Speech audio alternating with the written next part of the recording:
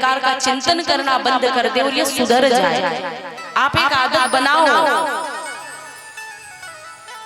और अगर ऐसी आदत बन गई तो फिर देखना आपके जीवन में आपको कितने लाभ होंगे।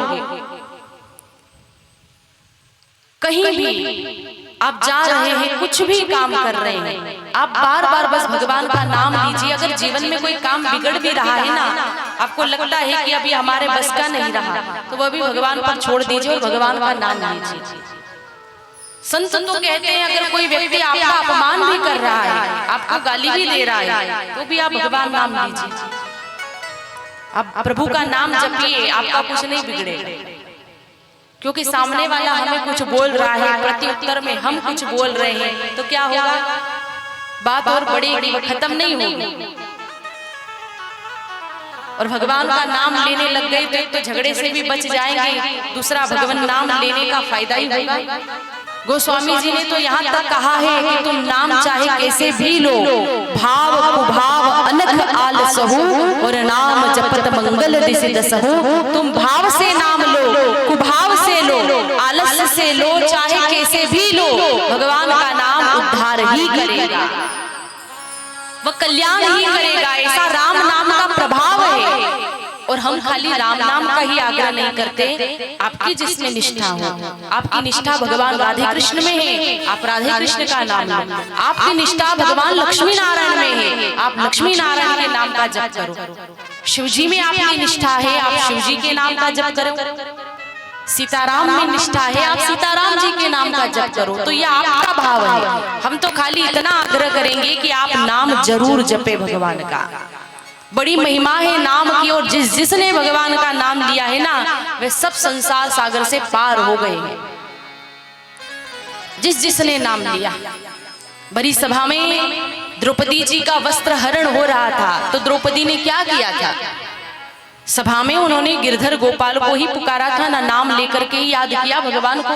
आए भगवान, डूबते गजराज ने भगवान श्री हरि को याद किया, तो उसकी रक्षा के लिए भगवान हरि आए। जब सेतु की रचना करनी थी, तो पत्थरों के ऊपर राम नाम लिखा गया और पत्थर छोड़ दिए गए पानी में। तो क्या हुआ, राम नाम के प्रभाव से जड़ पत्थर भी तैर गए पानी में। महर्षि वाल्मीकि ऋषि जिन्होंने रामायण की रचना की, उन्होंने भी राम नाम का जप किया, पर उन्होंने उल्टा किया था। राम राम नहीं, उन्होंने तो मरा मरा बोला था। उल्टा नाम जपत जग जाना, वाल्मीकि भय ब्रह्म समाना। उन्होंने राम नहीं, उन्होंने तो मरा मरा बोला था।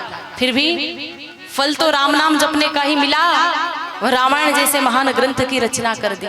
तो विचारिए कि आप हम सब अगर प्रेम से राम नाम का जप करेंगे, तो क्या प्रभु हमारा उद्धार नहीं करेंगे?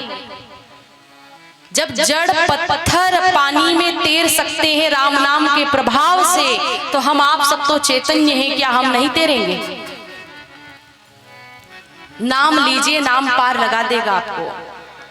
हम हो गए भव से पार लेकर नाम तेरा, हम हो गए भव से पार लेकर नाम तेरा, हम हो गए भव से पार लेकर नाम तेरा, हम हो गए भव से पार लेकर नाम तेरा, हम हो गए भव से पार लेकर नाम तेरा, नाम तेरा हरि नाम तेरा, नाम तेरा हरि नाम तेरा, नाम तेरा हरि नाम तेरा, नाम तेरा हरि नाम तेरा, सब हो गए भव से पार लेकर नाम तेरा, हम हो गए भव से पार लेकर नाम तेरा।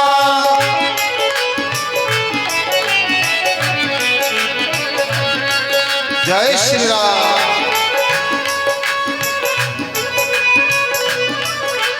जय हो। हरि बोल।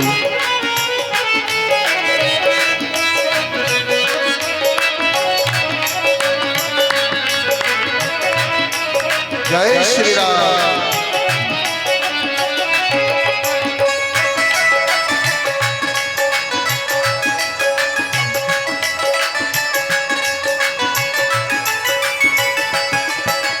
वाल्मीकि अति दीनहीन थे, वाल्मीकि अति दीनहीन थे, बुरे कर्म में सदा लीन थे, बुरे कर्म में सदा लीन थे। करी रामायण तैयार लेकर नाम तेरा, करी रामायण तैयार लेकर नाम तेरा। हम हो गए भव से पार लेकर नाम तेरा। हम हो गए सभी भव से गाइए। पार लेकर नाम तेरा।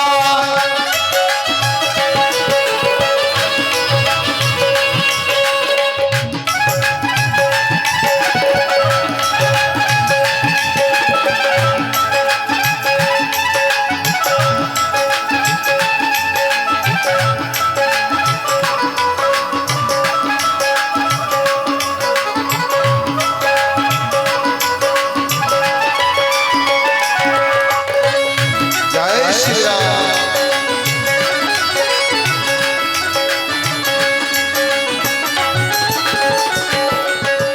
भरी सभा में द्रुपद दुलारी, भरी सभा में द्रुपद दुलारी, गोविंद गिरधर नाम पुकारी, गोविंद गिरधर नाम पुकारी। बढ़ गयो चीर अपार लेकर नाम तेरा, बढ़ गए चीर अपार लेकर नाम तेरा। सब हो गए भव से पार लेकर नाम तेरा। सब हो गए भव से पार लेकर नाम तेरा। जीवो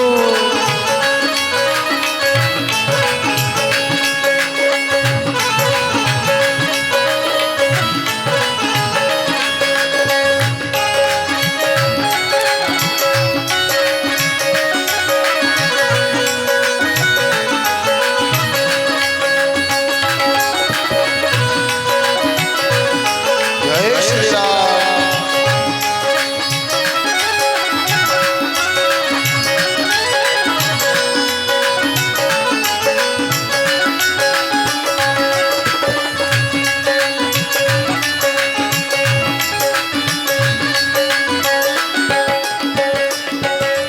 नल और नील जाति के वानर, नल और नील जाति के वानर, राम नाम लिख दिया शिला पर, राम नाम लिख दिया शिला पर। वसे तू बंद तैयार लेकर नाम तेरा, वो सेतु बंद तैयार लेकर नाम तेरा। फिर हो गई सेना पार लेकर नाम तेरा। हो गई सेना पार लेकर नाम तेरा। नाम तेरा हरि नाम तेरा, नाम तेरा हरि नाम तेरा। नाम तेरा हरि नाम तेरा। नाम तेरा हरि नाम तेरा। सब हो गए भव से पार लेकर नाम तेरा, हो गए भव से पार लेकर नाम तेरा। हो गए भव से पार लेकर नाम तेरा। हो गए भव से पार लेकर नाम तेरा। हम हो गए भव से पार लेकर नाम तेरा। बोलिए भक्त वत्सल भगवान की। जिसने नाम गाया है वह सब इस संसार सागर से पार हो गए। आप नाम जप के देखिए आपके जीवन में कितने लाभ होंगे। इसलिए भगवान नाम लेने की एक आदत बनाइए। नाम के प्रति निष्ठा होनी जरूरी है, क्योंकि यह कलयुग है और इस कलयुग में नाम की ही प्रधानता है। कलयुग केवल नाम आधारा, सुमिरि सुमिरि नर उतर ही पारा।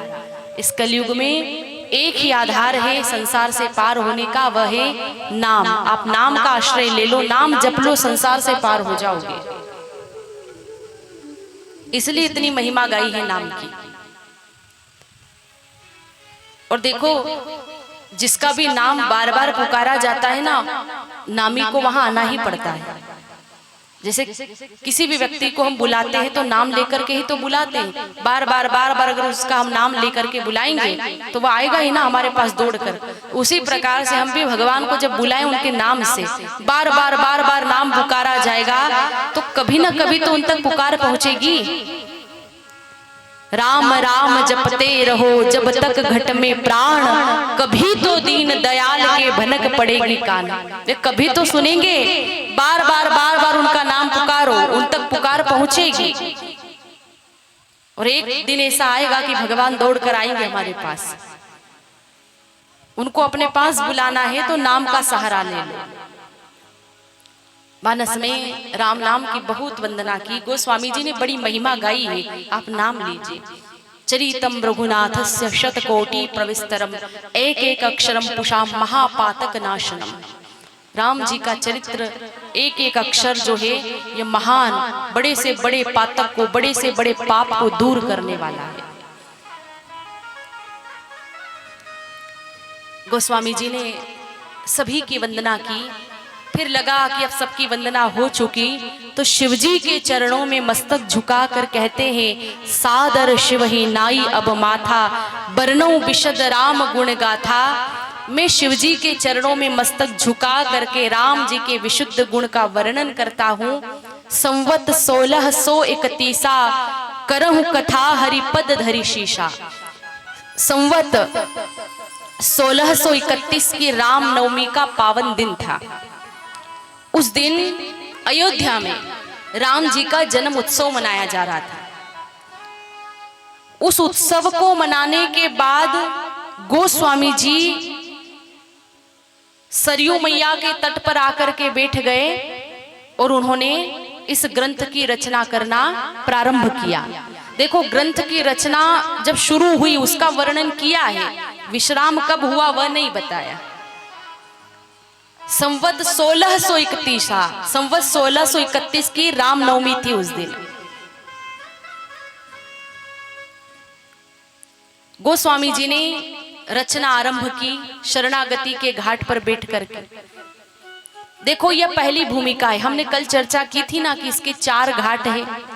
एक घाट पर शिवजी कथा सुनाते हैं, दूसरे पर याज्ञवल्क्य जी, तीसरे पर कागभूषुंडी महाराज, चौथे घाट पर गोस्वामी जी अपने मन को सुनाते। तो देखो, पहली भूमिका यहाँ से शुरू हो गई है शरणागति के घाट से। अब दूसरी भूमिका आरंभ हो रही है। गोस्वामी जी को धन्य है, जब उन्होंने इस कथा का प्रसंग उठाया ना तो 2 महान संतों का मिलन करवाया है। अब ये कथा कहां से प्रारंभ हो रही है? तीर्थराज प्रयाग से। गोस्वामी जी ने बड़ी सुंदर बात लिखी। तीर्थराज प्रयाग में भरद्वाज मुनि का आश्रम है।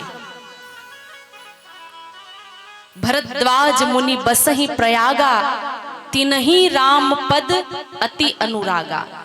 तीर्थराज प्रयाग में भरद्वाज जी का आश्रम है। यह कथा अच्छे से सुनना, यहीं से ग्रंथ प्रारंभ हो रहा है, क्योंकि अगर यह कथा समझ में आ गई तो पूरी राम कथा अच्छे से समझ में आ जाएगी। यहाँ परिचय कितना अच्छा कराया कि भरद्वाज जी तीर्थराज प्रयाग में रहते हैं और राम जी के परम प्रेमी भी है। तिनहि राम पद अति अनुरागा। उनको राम जी के चरणों से कितना प्रेम है, अति अनुरागा। थोड़ा बहुत भी नहीं, बहुत ज्यादा, अति। वैसे अति दूसरी चीजों में अच्छी नहीं होती है, पर भगवान की भक्ति में चाहे जितनी भी अति हो जाए उसमें सब मंगल ही मंगल होता है। नहीं तो दूसरे काम में अगर अति हो जाए ना तो अच्छा नहीं लगता। हम भी कई बार कहते हैं उस व्यक्ति ने अति कर दी, मतलब हद कर दी, जरूरत से ज्यादा अति सांसारिक कार्यों में अच्छी नहीं लगती। कहते हैं ना, अति का भला न बोलना तो अति की भली न चूप, अति का भला न बरसना तो अति की भली न धूप। बहुत ज्यादा बोलना अच्छा नहीं होता, और जो बिल्कुल भी ना बोले वह भी अच्छा नहीं होता। खूब ज्यादा बारिश हो जाए, खूब पानी बरस जाए, वह भी अच्छा नहीं। और अति की भली ना धूप, ज्यादा धूप भी अच्छी नहीं होती। पर भगवान की भक्ति में अगर अति हो जाए तो चलेगा, इसमें जितना हो सके उतना बढ़ाते जाओ, कम मत करो।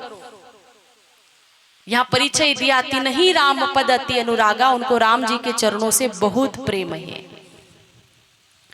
तीर्थराज प्रयाग का नियम क्या है? माघ मकर गत रवि जब होई, तीरथ पति आवहि सब कोई।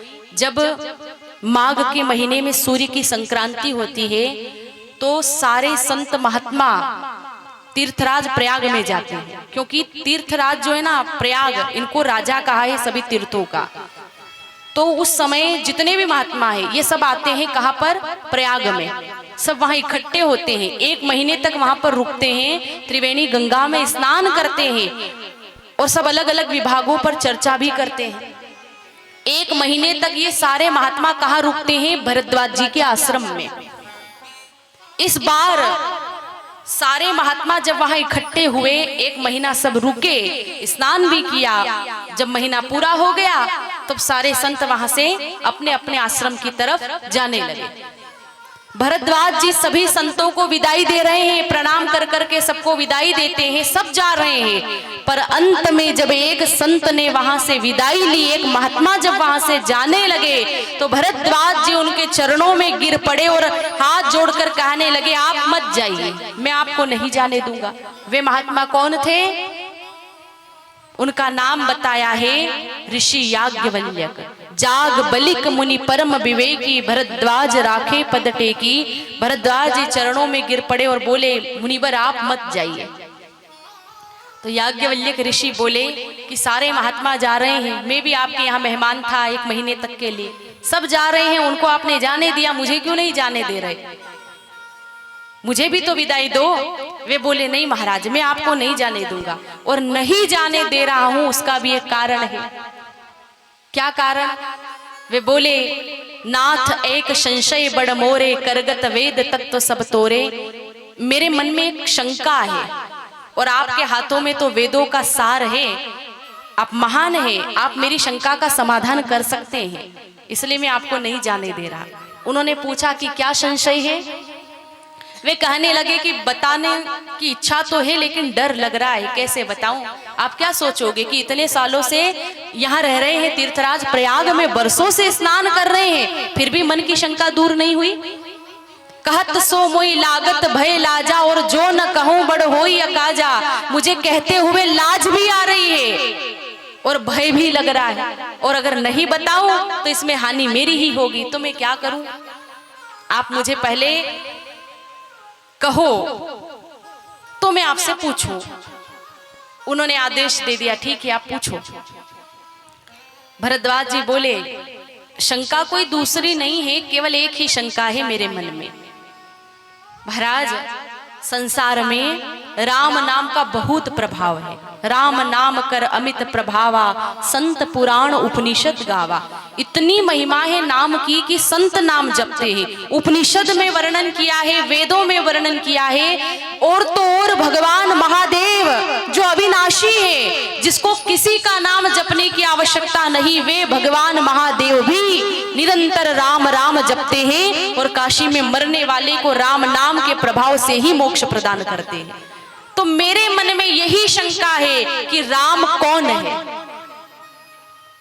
अच्छा एक बात बताइए, क्या सच में भरद्वाज जी राम जी को नहीं जानते?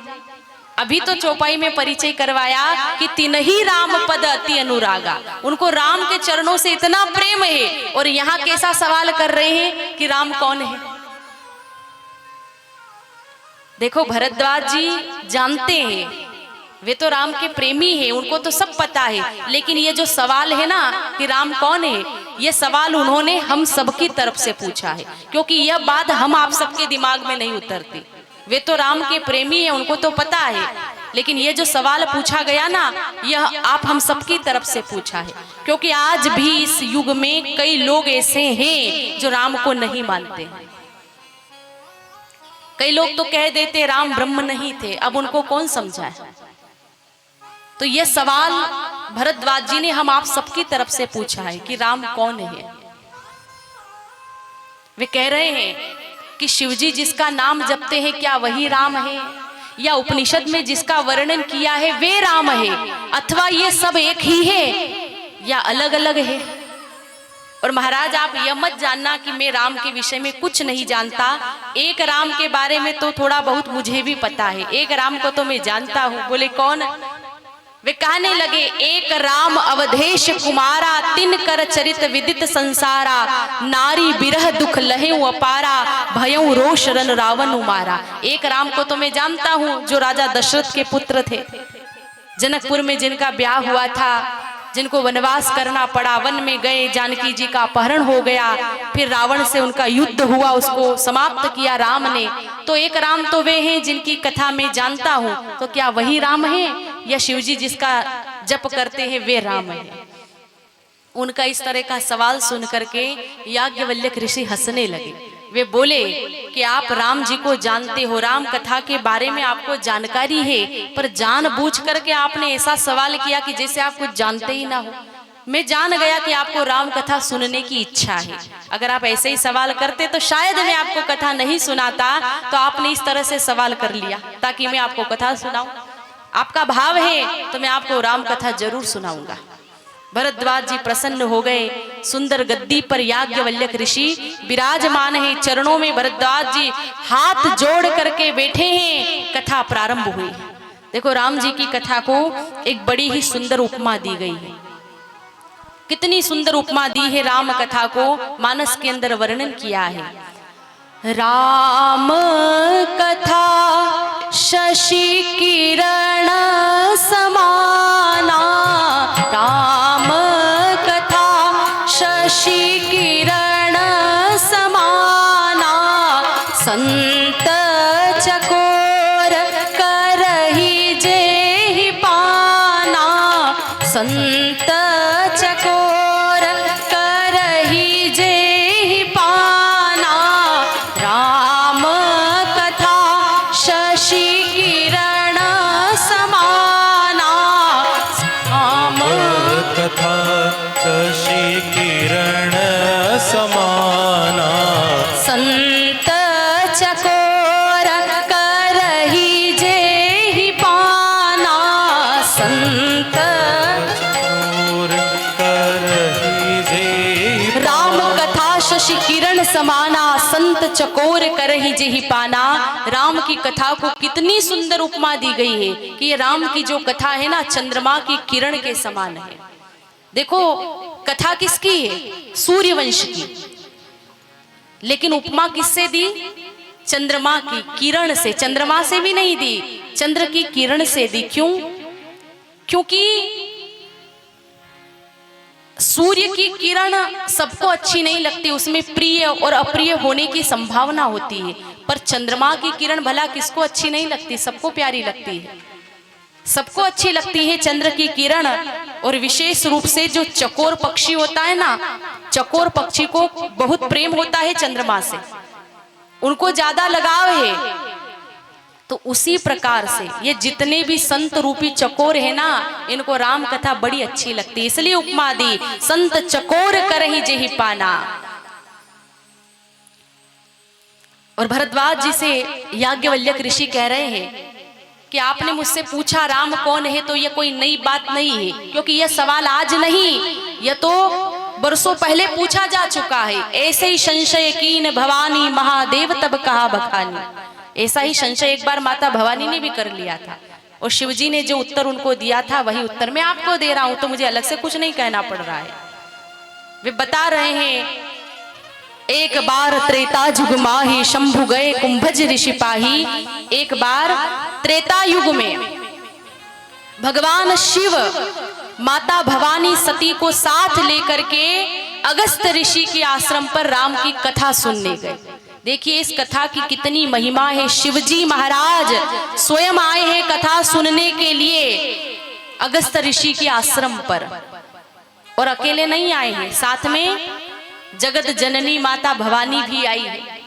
इसीलिए हमारे यहाँ कहा जाता है कि पति पत्नी को कथा में साथ जाना चाहिए, पति पत्नी दोनों साथ साथ कथा सुने। देखो, अकेला पति सुने, अकेली पत्नी सुने तो भी मना नहीं है, सुन सकते हैं, पर अगर साथ साथ सुनेंगे ना तो उनके गृहस्थ आश्रम में ज्यादा लाभ होगा। यहाँ शिव और सती दोनों आए। जब उनका आगमन हुआ तो ऋषि प्रसन्न हो गए। अगस्त ऋषि शिवजी के चरणों की पूजा करते हैं, प्रणाम करते हैं, और मन में विचार कर रहे हैं कि मैं कितना भाग्यशाली कि आज मेरे यहाँ पर शिवजी कथा सुनने आए हैं। जो जगत के स्वामी मेरी कथा सुनेंगे तो मेरा तो जीवन ही सफल हो जाएगा, मेरी वाणी पवित्र हो जाएगी। बड़े भाव से उन्होंने पूजा की है शिवजी की।